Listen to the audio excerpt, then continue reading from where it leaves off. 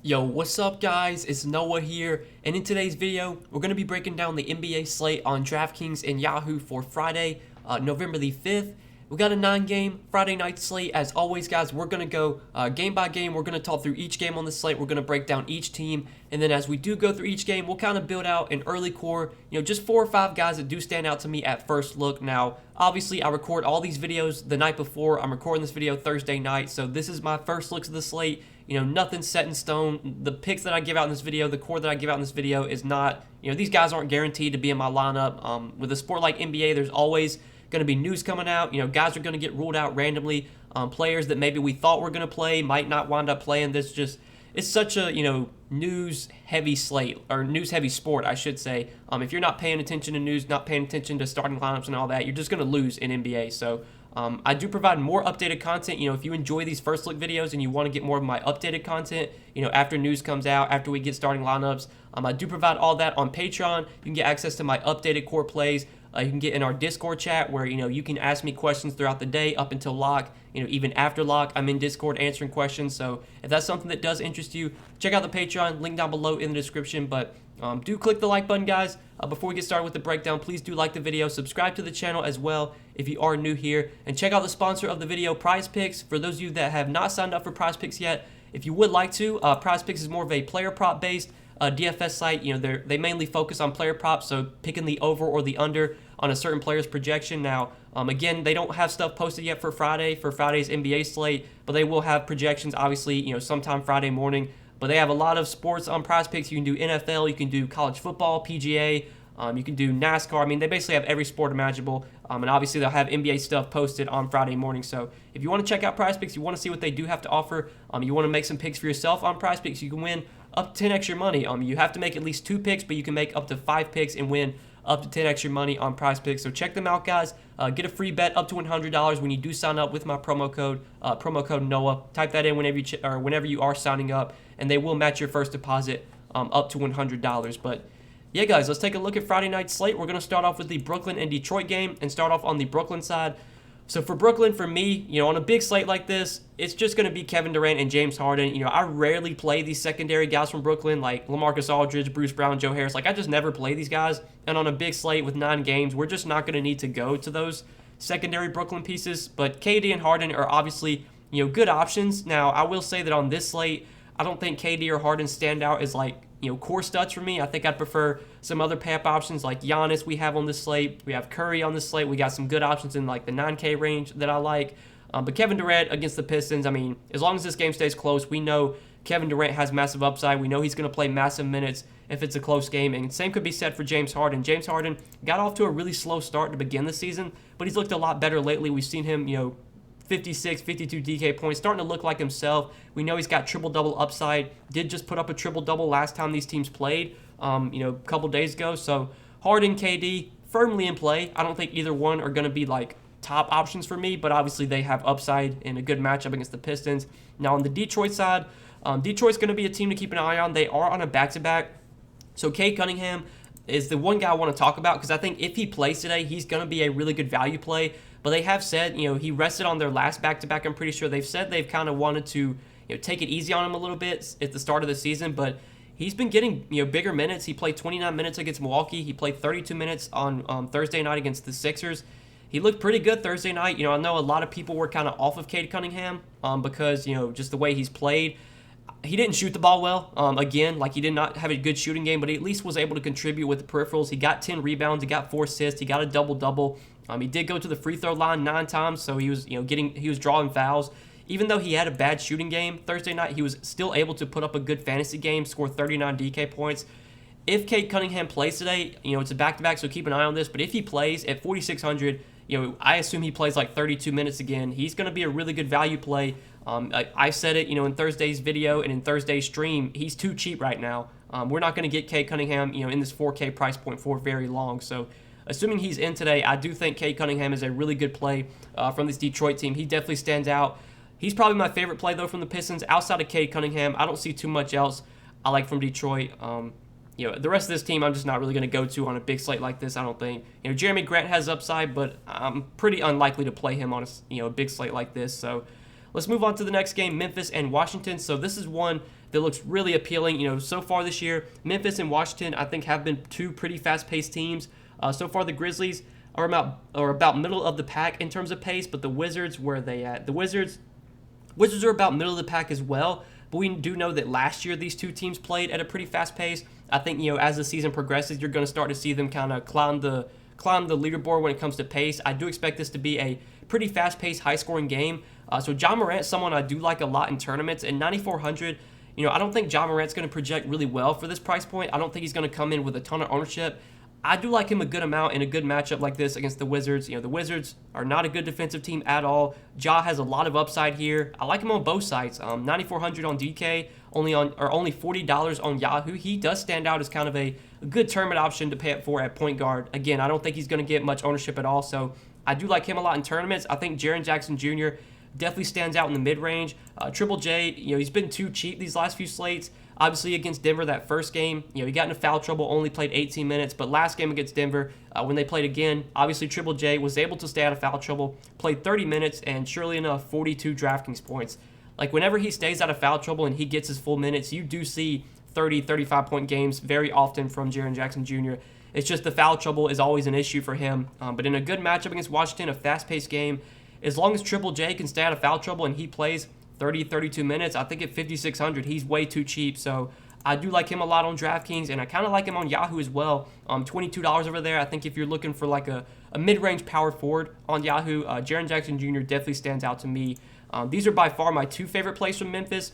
There's some other guys you could go to, like D'Anthony Melton, Desmond Bane, even Steven Adams, I don't mind. But John Morant and Jaren Jackson Jr. are the two standout plays from this Grizzlies team. Now on the Washington side, for the most part, I think everyone on the Wizards feels priced about right. Bradley Beal's 9,500. I think Beal's a decent tournament option. I don't think he really stands out on this slate. I would definitely rather play John Morant, for around the same price point.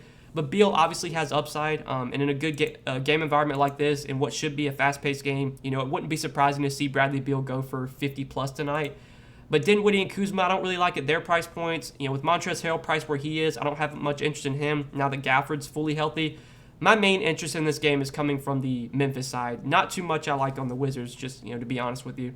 So next game, San Antonio and Orlando. Looking at San Antonio today, we do know that Jakob Poeltl is going to be out once again. Jakob Poeltl was out in their last game. We saw Drew Eubanks get the start. Thad Young played pretty well off the bench. We'll definitely talk about those guys in a second. But at the top, you got Dejounte Murray coming in at 9,100. Good matchup here against Orlando. Orlando, so far this year defensively, they're probably going to be one of the worst defensive teams in the league. They're going to be one of the worst teams in general. It's definitely a great matchup for Dejounte Murray. I think on DraftKings he is priced about right, but we know Dejounte Murray has 50-plus point upside. He's gone for 50-plus in 3 of his last 5 games. He's got a 70-point game in there against the Lakers. He's a guy that can do everything. He can stuff the stat sheet. He can score. He can get rebounds. He can get assists. He's got triple-double upside.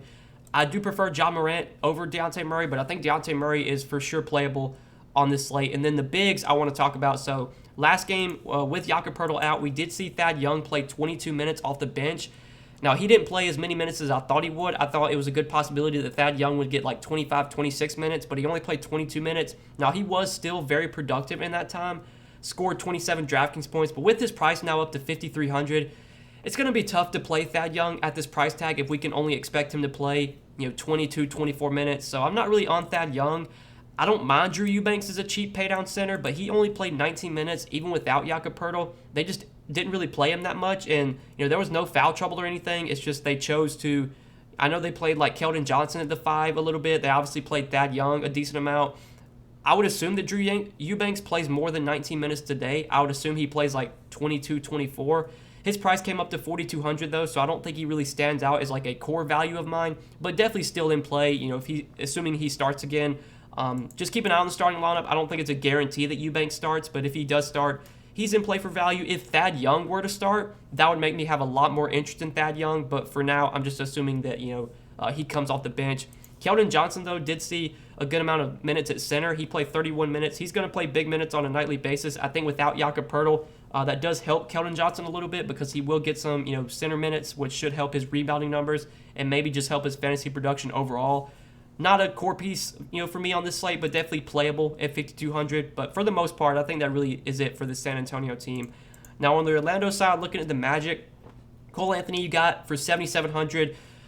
Cole Anthony is another guy that feels priced about right. He's obviously shown some massive upside this season, but 7,700 is pretty expensive for Cole Anthony. Can he still pay off this price tag? He absolutely can. He can put up 50, 55 DK points. He's had multiple 60-point games this season, but on this slate, I don't think I'm going to pay 7,700 for Cole Anthony. Mo Bamba, another guy that has a lot of upside, but 7,100, that feels priced about right for Mo Bamba. I don't think he really stands out too much to me on this slate. There's definitely some other centers I would prefer in that mid-range, so that's really probably it from Orlando. There's not too much I like on Orlando today. I think this team is for the most part, everyone on this team is priced where they should be. So we'll move on to the next game, talk about the Knicks and the Bucks. So on the Knicks today, Julius Randle, 9,600. I definitely like Julius Randle on the slate. I think, in this matchup against Milwaukee is a pretty good defensive team, but they do play at a relatively fast pace. This is definitely going to be a good, pace-up spot here for the Knicks. The Knicks do play at a really slow pace. We know Julius Randle is going to play big minutes. He's going to get probably 37, 38 minutes if it's a close game. I think he will be really low owned on the slate. Julius Randle has definitely not played well lately. I mean, you look at the game log. I know game log's not everything, but he has scored less than 50 DraftKings points in 5 straight games. He really hasn't justified being worth a $9,600 salary. But we know that Julius Randle can pop off at any game and put up 55, 60. He will definitely be in consideration for me for tournaments. I don't think I'd be playing him like in cash or anything, but tournaments, I think Julius Randle comes in at really low ownership today.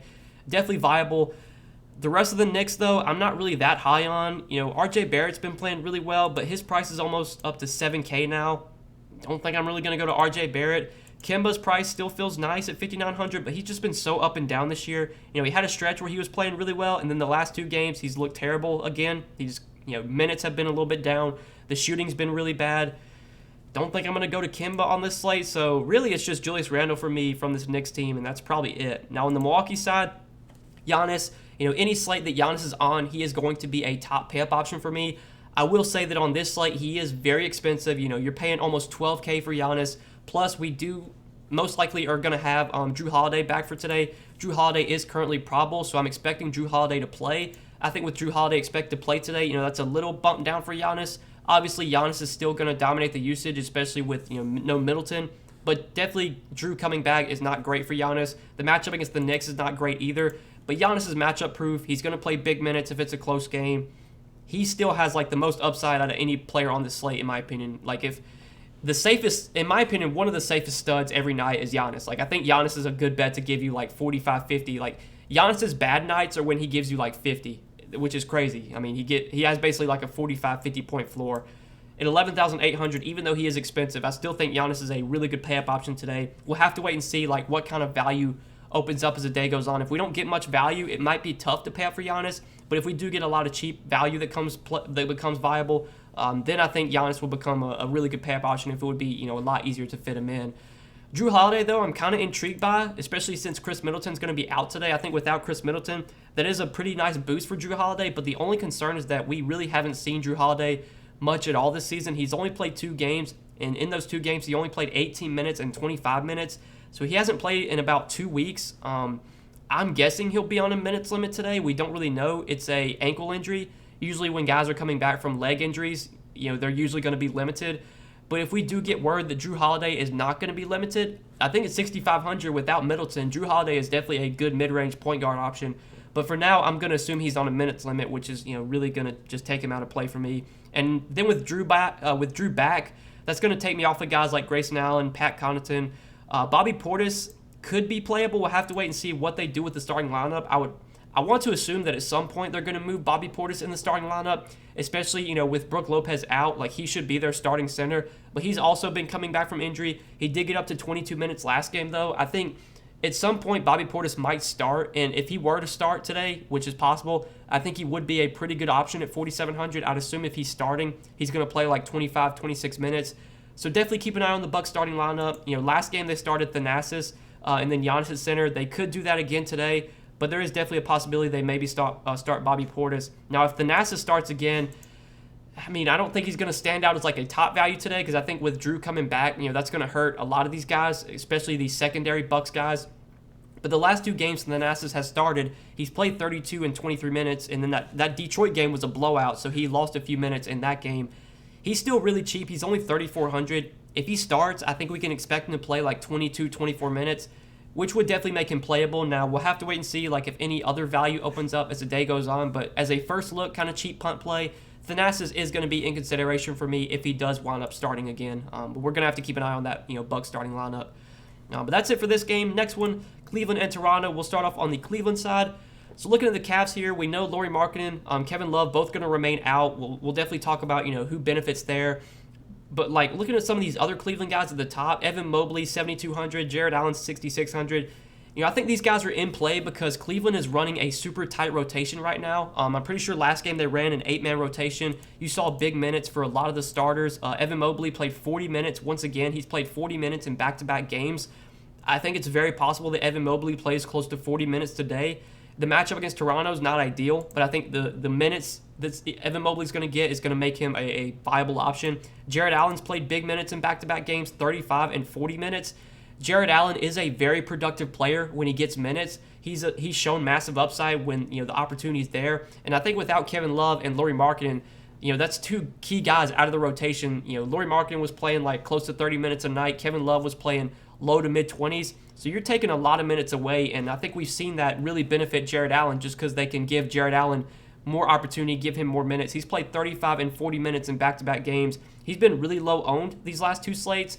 I'll be interested to see what his ownership is for today. Given that he's smashed in back-to-back games, I think he maybe gets a little bit more ownership today than he has been. But Jared Allen is definitely a strong option because he's going to get the minutes, it seems like. And if Jared Allen plays 35, 36 minutes, he's got 45, 50-point upside. He's a very high upside player. So Jared Allen is probably my favorite play from Cleveland. I think Garland and Sexton are fine. They don't stand out as like core pieces for me, though, on a big slate like this. And then value-wise, Jetty Osman was kind of the guy that I liked for value last slate, but they did not start him. He came off the bench and only played 17 minutes. I thought with Lauri Markkanen out that there was a good possibility Jetty would start, but they started Dean Wade instead. Dean Wade only played 23 minutes. He only had 14 DK points. Now, he is still very, very cheap on DraftKings, so I think if Dean Wade does start again, he's only 3,300. He is definitely like in that Thanasis pairing for me as a just cheap punt play that probably gets like 25 minutes and could definitely get put up a good score at their salary. We did see Dylan Windler play really well off the bench. He shot the ball really well. He played 21 minutes. I don't love any of these Cavs values, but I think if Dean Wade starts again at 3,300, if you're looking for a really cheap punt play that likely comes in with low ownership, Dean Wade is playable on this slate. We'll have to wait and see, though, what kind of value we get as the day goes on Friday. Then on the Toronto side, Toronto's going to get back Scotty Barnes today, so for the most part, I don't think there's too much that stands out from Toronto. Now, it is a good matchup. Cleveland's really bad defensively. Cleveland does play pretty slow, but they're just so bad defensively that you could see a big ceiling game from a guy like Fred VanVleet or OG Anunoby or even Scotty Barnes. But at their price points, I think everyone on this Toronto team, feels priced about right. Don't really have any interest in now that Scotty Barnes is back. I don't really want to go to Svi Mikhailuk. I think Gary Trent. I think his upside and his this massive ceiling we've seen from Gary Trent lately. I think he's a little bit riskier now that Scotty Barnes is back. I don't think the minutes are as secure. I don't think he's going to be able to get as many shots up. So I don't really have that much interest in Trent. There's just not much that stands out from Toronto. Everyone on this team feels priced about right for the most part. I don't think I'm going to pay nearly $9K for VanVleet or $8K for OG on a big slate like this. So we'll talk about the next game now, the Clippers and the Timberwolves. On the Clippers today, Paul George, 10,400. Paul George continues to be a pretty strong pay-up option on a nightly basis. He has shown a big ceiling this year. You look at the game log, especially these last three games, 60, 62, and 53 DraftKings points. He's playing massive minutes on a nightly basis. Minnesota, this year defensively not been very good. They've been playing at a top 10 pace. Both these teams, the Clippers and the Timberwolves, are at a top 10 or playing at a top 10 pace so far this year. So this should be a very fast-paced game. It should be a high-scoring game. Last time they played a couple days ago, it was a very high-scoring game. I think Paul George is firmly in play as a pay-up stud option. He probably ranks behind a few guys for me. Definitely would put him behind like Giannis, probably behind Curry, probably behind like Ja, especially when you look at how much cheaper Ja is. But I definitely like Paul George. We saw Reggie Jackson have a massive game when these teams just played. He went for 51 DraftKings points, had a great shooting game, shot 11 for 18 from the field, 7 for 9 from 3. We know Reggie Jackson's going to get opportunity. Without Kawhi Leonard, there's going to be potential for Reggie Jackson to take 15 to 20 shots on a nightly basis.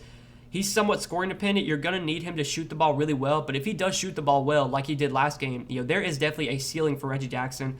I still think at his price point, he's not going to project great. So he should be pretty low owned once again. But Reggie Jackson does have a ceiling if his shot's falling.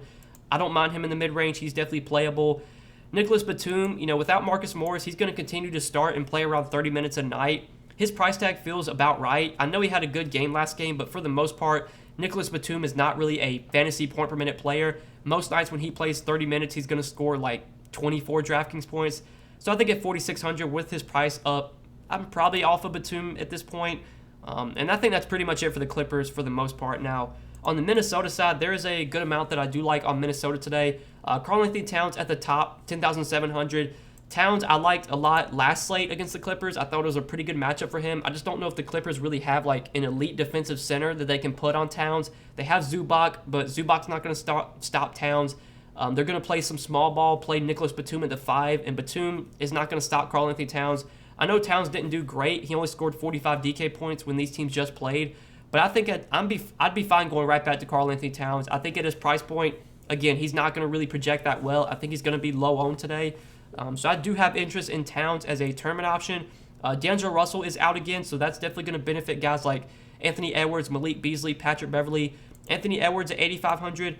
Another guy that feels priced about right, but his ceiling is definitely increased. It's a lot higher when you do take D'Angelo Russell off the floor, just because Ant's going to be able to have the ball in his hands more. You might see his assist numbers go up. He did have 6 assists last game against the Clippers, took 21 shots.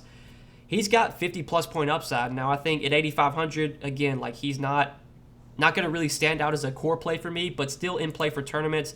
And then Malik Beasley and Patrick Beverley, I think, are both definitely in play for value. Malik Beasley, even though he came off the bench, still did play 27 minutes.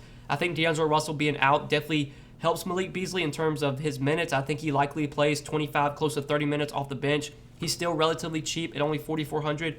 So I do like him for value. And then Patrick Beverley started last game in place of D'Angelo Russell, and he played 31 minutes, had 36 DK points, was very productive. He was 2 assists shy of a triple-double. Like, Patrick Beverley, low-key, is a pretty productive player when he gets minutes. He's a guy that can do a little bit of everything. He's not going to score 50 points or 30 points, but he can definitely give you 8 points, 6 rebounds, 7 assists, 2 blocks, 2 steals. Like, Beverley just chips in all categories. At only 4K, he looks like one of the better kind of first-look value plays. If we expect Beverley to play around 30 minutes, given how productive he's been with Minnesota this year, given he's been like a fantasy point-per-minute player, he's going to project very well at this salary. So I definitely like Beverley as a first-look value. He's super cheap on Yahoo as well, only $13 over there. Definitely stands out as one of the top values at first look.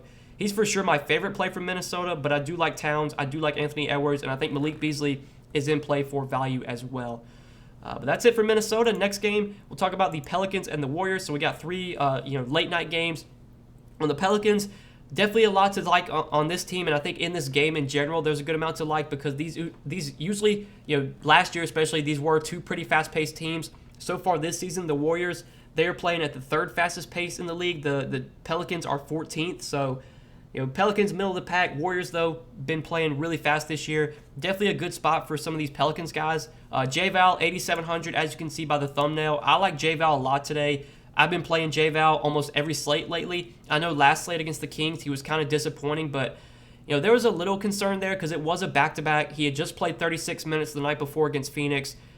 I thought there was definitely a possibility that maybe he doesn't play 36 minutes again on a back-to-back, and surely enough, they kind of limited his minutes a little bit. But now he's had a day to rest up. I expect him to get back to playing 34 to 36 minutes today.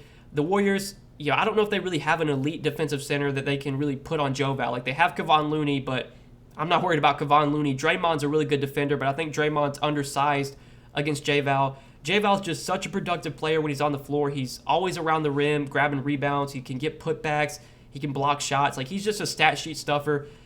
When he's playing 36 minutes a night, like, he's a $9K, $9,500 player. I think we're still getting a discount on J-Val. So I like him a lot on DraftKings at 8,700. Like him on Yahoo as well. I think he's one of the better center options on Yahoo at $38. Definitely stands out as a strong play from this Pelicans team. And then we're going to need to keep an eye on the status of Brandon Ingram. Brandon Ingram has missed their last 2 or 3 games, I do believe. He's questionable once again for Friday. I think if Brandon Ingram returns, I don't really have any interest in him.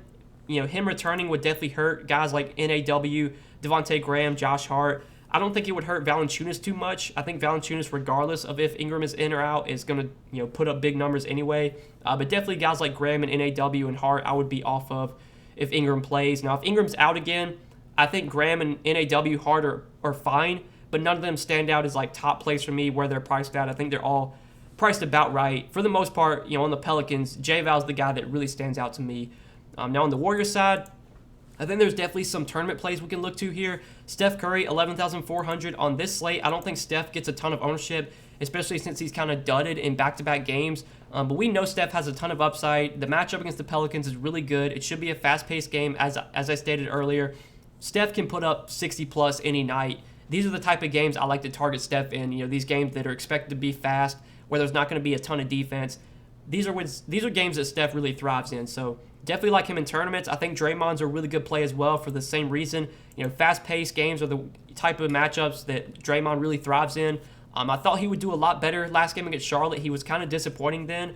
But we know Draymond can stuff the stat sheet. We know he's going to do a little bit of everything. Even though he had a bad game last game, he still got 10 rebounds, 8 assists, only scored 5 points, and he still put up 30 DraftKings points. Like, Draymond's a guy, look at this game. I mean, 4 points, and he put up 43 DraftKings points. Like, he literally could score 0 points and put up 40 DraftKings points because he can get you 12 rebounds. He can get 11 assists. He can get 5 blocks, 4 steals. Like, he's just got, he's like Patrick Beverley, but better. He just does, more. He stuffs the stat sheet. He does everything. So, 7,300. I like Draymond quite a bit. I expect he plays, 34, 36 minutes if it's a close game. Draymond and Curry are for sure my two favorite plays from Golden State. I think Jordan Poole is a fine tournament option. He had a great shooting game last game. He literally couldn't miss. He got really hot, put up 47 DraftKings points in 32 minutes, shot 52% from the field, 43% from three. Poole's got that kind of upside when his shots fall in. He's a pretty score-independent player, so if he's not knocking down shots, you can definitely get 26, 15, 26 DK points. But the upside is there, the ceiling is there, that I think Jordan Poole is in play for tournaments. But that's it for the Warriors, and that's it for this game. So next one we'll talk about is Charlotte and Sacramento. Another game that should be very fast-paced. So far this season, Charlotte, they're playing at the 4th fastest pace in the league. The Kings are 10th in pace, so both these teams are top 10 in pace this season. There's good tournament plays here. I don't know if there's going to be any standout like cash game plays or core plays from me from Charlotte, but guys like LaMelo Ball, Miles Bridges, in a good matchup against the Kings, like these guys have upside. LaMelo's shown a lot of upside this season. He's definitely been frustrating to roster. He's been super inconsistent, but he's got a 50-plus point ceiling, and against the Kings, it wouldn't be surprising to see LaMelo go for 50-plus. Miles Bridges, it feels like you're overpaying for Miles Bridges at this point, but man, he keeps producing. I mean, he had another massive game against the Warriors, 56 DraftKings points, played 38 minutes. He is playing massive minutes on a nightly basis. I don't expect Miles Bridges to continue to be as good as he's been, but I keep saying that, and he keeps smashing every night, so what do I know? I mean, even at 8,200, Miles Bridges is still playable, I would say. Am I going to play Miles Bridges? Probably not, but I think he's still viable just because of how many minutes and how much opportunity he's getting. For the rest of the Kings, though, I think Mason Plumlee is fine. With P.J. Washington doubtful, I think that does secure Mason Plumlee for probably 30 to 32 minutes. At 5,700, if we get like 30 minutes from Mason Plumlee, he can easily go for 30, 35 DraftKings points and be a solid play at his price. Now, I will say that Mason Plumlee doesn't really have a massive ceiling. He's very unlikely to put up a score that you have to have, but I think if he gets 35, 36 minutes or even low 30s minutes, he's probably good for 30, 35 DK points, which is going to be solid at 5,700. P.J. Washington being doubtful definitely does benefit Mason Plumlee. But that's it for the Hornets. Now on the Kings side, another team where I don't think there's any standout core plays from me from Sacramento, but guys like De'Aaron Fox, even Rashawn Holmes, Halliburton coming off a massive game. These are guys who could go to in tournaments. It is a good matchup. Charlotte's been playing fast. I don't mind these guys. I think Fox, is a good low-owned tournament play. He's been so bad this year. The game log just looks terrible. I mean, he keeps underperforming, and his price just never goes down. Like, he's still 8,400. I figured, like, with how bad Fox has been this year, he would be like 7K, but he's still only 8,400. With him being expensive, he's like, nobody's going to play Fox. I mean, Fox has been low-owned almost every slate so far this year. He should be low-owned once again. In a fast-paced game against Charlotte, there's opportunity for De'Aaron Fox to put up a ceiling game now. I've been saying that, like, it feels like every slate, and he just keeps busting, so what do I know? But Fox is still in play for me. Holmes, I think, is a fine tournament play. Halliburton, fine tournament play. No core plays, though, coming from this Sacramento team. So that's it for this game. Last one of the night, the Pacers and the Blazers. On the Pacers side, at the top, Sabonis, Brogdon, I think both feel priced about right. I think Sabonis might be a little bit too cheap. We saw him be priced in the 10Ks, the last two slates, 10-1. Now his price has come down to 9,300. I think with Sabonis, with LeVert healthy now, with Brogdon back and healthy, having those two guys back in the lineup fully healthy, I think that does hurt Sabonis' upside a little bit. His usage is going to go down playing alongside those guys, but he still has a ton of upside. The matchup against Portland is really good. Portland's not a good defensive team, and they're another team that plays relatively fast. So I do like Sabonis in tournaments. Brogdon at his price tag I don't love. Karis LeVert, though, I do like a lot. 6,800 for Karis LeVert I think is too cheap. On Yahoo, I think he's too cheap as well. I like him a good amount there at $28. We saw Karis LeVert last game get up to 31 minutes. He's played 3 games this year, and his minutes have increased in every game. Played 16 minutes his first game, 24 minutes the game after that, and then last game against the Knicks got up to 31 minutes. I'm assuming Karis LeVert plays maybe 32, 34 minutes today. I think he's pretty much off a minutes restriction at this point. Once a guy starts to play 30-plus minutes, that basically makes me assume there's no more restriction for them.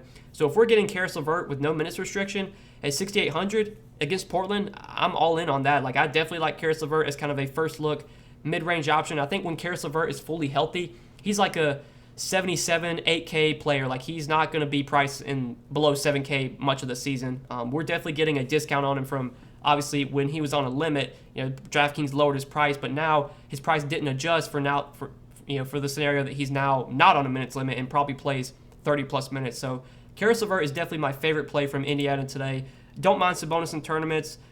The rest of the Pacers, though, like McConnell, Duarte, Perner, I don't have any interest in these guys. It's mainly just Sabonis and LeVert for me. Now, on the Portland side, Damian Lillard, God, at this point, I just think I'm out on Damian Lillard. He's shown some signs of upside. Last game against Cleveland, did put up 46 DraftKings points. He played 40 minutes. He took 27 shots. The opportunity is there for Damian Lillard. He just needs to knock down 50, 60% of his shots. He just needs to see his shots start falling. When Damian Lillard starts to get hot and starts knocking down shots, he has 55, 60-point upside. Now, at 9,900, he's another guy that feels priced about right. You would think with how much Lillard has struggled this year that his price tag would be down to 9K or even in the 8Ks. DraftKings still has him priced very highly. I think that will make his ownership very low. So in tournaments, if you want to play Dame, fine with it. CJ, fine tournament play. Nurkic, I do like quite a bit at 7,300. Nurkic this season, we haven't seen him play more than 30 minutes a game, but I feel like this is a spot where they're just going to have to play Nurkic. This Pacers team is pretty big. They're going to have one of Miles Turner or Domantas Sabonis on the floor at all times. They're going to have those guys together on the floor together a decent amount as well. This might be a spot where we finally see Nurkic play 30, 32 minutes, and Nurkic is someone that can stuff the stat sheet, does have a lot of upside. His minutes have been somewhat capped, it seems like, but maybe he gets a little bit more minutes today in a big matchup against a big Pacers front court. So don't mind Nurkic in tournaments. There's no standout core plays from Portland, but definitely guys you could use in GPPs for low ownership. I do expect everyone on Portland to be pretty low owned today. So Dame, CJ, Nurkic, all fine. Norman Powell for value, I don't mind. He's going to play probably 30, 32 minutes. He had a big game against Cleveland last game. I don't want to look too much into that because normally Norman Powell is not going to put up 40 DraftKings points, but when he does play 30, 32 minutes, he's got potential to give you 25, 30 DraftKings points, and at his price point, you'll definitely take that. So did want to mention him as a value play. But that's it for Portland, guys, and I think that's it for Friday's 9-game slate. So appreciate you guys tuning in. I hope you enjoyed the little game-by-game breakdown. If you did enjoy, guys, please do click that like button, click that subscribe button as well. And lastly, make sure you check out the sponsor of the video, PrizePicks. Again, if you have not signed up for PrizePicks and you would like to, you want to check out what they have to offer. When you do sign up for PrizePicks, be sure to use promo code NOAH, and they will match your first deposit up to $100. They will basically, whatever you deposit when you sign up, they will basically double that when you use promo code NOAH. So make sure to check them out if you have not yet. But good luck on this slate, guys. I appreciate you watching. Hope you enjoyed, and we will see you in the next video. Good luck, guys. Peace.